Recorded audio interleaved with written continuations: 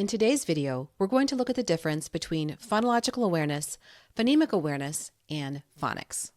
If you're new here, my name is Anna Geiger. I'm the author of Reach All Readers, creator of the Measured Mom website, host of the Triple R Teaching podcast, and I'm currently pursuing my PhD in literacy. When I say phones, I'm talking about the words that have the Greek element phon. This is a bound morpheme. It only exists with other morphemes in words like phonological, phonemic, and phonics. Phon has to do with sound, so all three of these words have to do with the sounds in language. Phonological awareness is an umbrella term that includes word awareness, syllable awareness, onset rhyme, and phonemic awareness. The phonological sensitivity skills are word awareness, where you're aware of the different words in a sentence. If a child has word awareness, they understand where the different words are in a sentence. They can break a sentence apart into its words.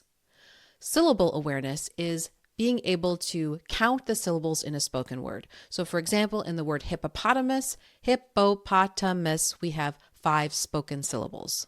Onset rhyme is being able to break a syllable apart into the initial part of it, which is the consonant sound, might be more than one consonant, and then the second part of it, which begins with the vowel sound. So for example, in the word fish, we have the onset f and the rhyme ish. In the word splash, we have the onset spol and the rhyme ash. So here, when we say rhyme, we're spelling it R-I-M-E. I used to think of the skill of rhyming as kind of being at the beginning of this staircase of phonological awareness skills, but I recently went to a presentation by 2 researchers, Dr. Shane Piasta and Dr. Beth Phillips, and they said that actually rhyming fits better with onset rhyme. And so it's actually more of a complex skill than I had thought, which makes perfect sense.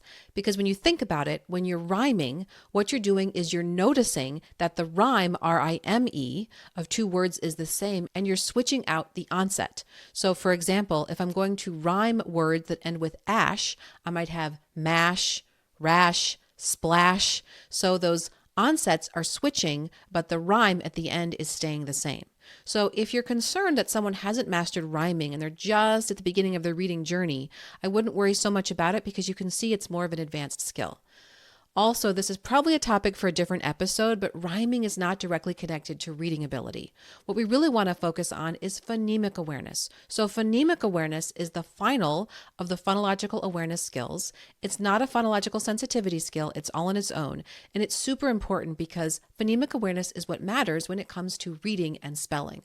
Another way to say that is that it's important for decoding, that's the reading part, and encoding, that's the spelling part. When we think about phonemic awareness, there are really 4 skills to be aware of. So the first one is phoneme isolation. And phoneme isolation is being able to isolate the phonemes in a word. So in the word fish, we have the initial phoneme, f, the final phoneme, sh, and the medial phoneme, I. Now here's a tricky thing, by the way, about phonemes. Phonemes are sort of made up. They're not exactly real, which is kind of a weird thing to think about. But the reason we say that is because phonemes don't exactly have a pure sound. Think about the sound of T in tap. Tap. You might want to say that word yourself. Tap. Now try it in the word trap. Trap. Do you see how the way you make that sound is slightly different as you anticipate the coming after it? Trap. It's different. And even more so in a word like rattle. And there it almost sounds like a duh. So our phonemes can be very different depending on the sounds that surround them. However, we still need to teach phonemes. We still need to sort of pretend these are a real thing because we need to do that to learn to spell sounds and to blend sounds together. Moving on from the skill of phonemic isolation, we have phoneme blending. So if I said, take these sounds and blend them together to make a word snake, we would blend them together, snake. Or I could say to take a word and segment it into its sounds or break it into its sounds. We could take the word crab, k-r-a-b. So we segmented it into its sounds. Another important skill is phoneme manipulation, and that comes in handy when we're doing things like word chaining. So let's say I had my students spell the word match. I use a match to light a candle. First, we would break the word apart into its phonemes. M-a-ch.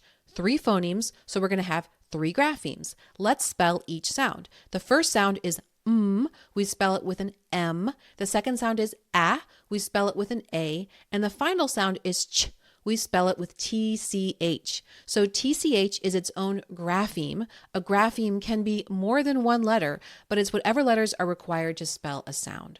So in the word match, we have 3 phonemes, 3 graphemes, and 5 letters. If I want to change the word match into the word latch, as in I fastened the door latch, I see that I'm going to need to break off the initial phoneme of match and replace it with the letter L, the grapheme L, to spell latch.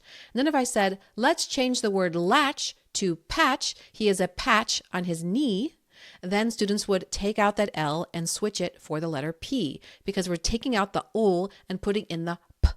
So that's how phonemic awareness connects to phonics. Phonics has to do with connecting the sounds to the letters, which is what we were just doing. We were using phonics to spell the word match and build those other words. But can you see that we were also using phonemic awareness? Because we were using the skills of phoneme isolation, blending, segmenting, and even manipulation when we were changing those words into new words by switching out a phoneme and spelling it with a different grapheme. I used to think that phonemic awareness could only be done in the dark, and maybe you learned that as well. But the fact is, we're still doing phonemic awareness when we combine it with phonics. As long as we're blending or segmenting or manipulating sounds, we're absolutely using phonemic awareness. Of course, when it comes to phonics, there's way more than what I've talked about now. There's all the different patterns in phonics, there's the phonics rules, there's the things we need to know when it comes to spelling, because there are a lot of spelling rules we should be aware of.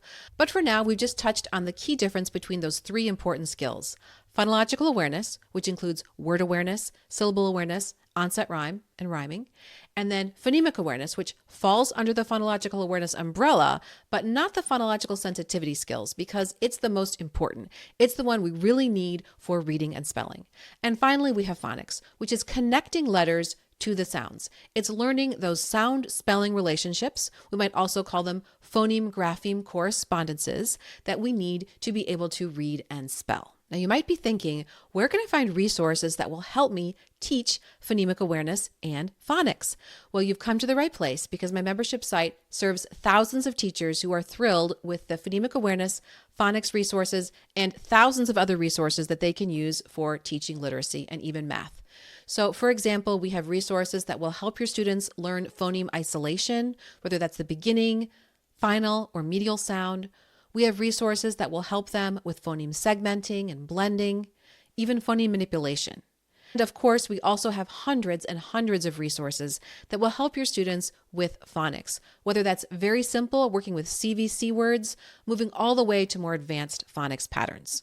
I've put together a free sample of resources from the membership for you below this video. So please check it out. When you sign up to get that free sample, you'll also get a chance to learn more about our membership site and see if it's right for you. So don't forget to head below this video to get your free sample, and I'll see you next time.